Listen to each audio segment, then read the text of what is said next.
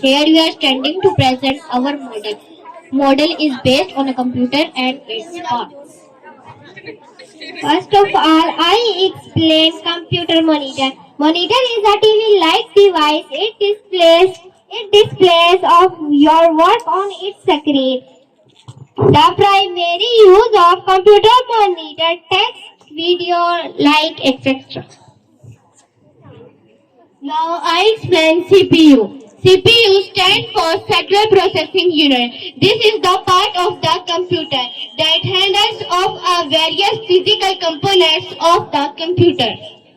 Now I explain keyboard. A keyboard is an input device used to enter characters and function into the computer system by pressing button or keys. Now I explain mouse. A mouse is very important and easy to use input device. It is used to control the display on a cursor or display screen.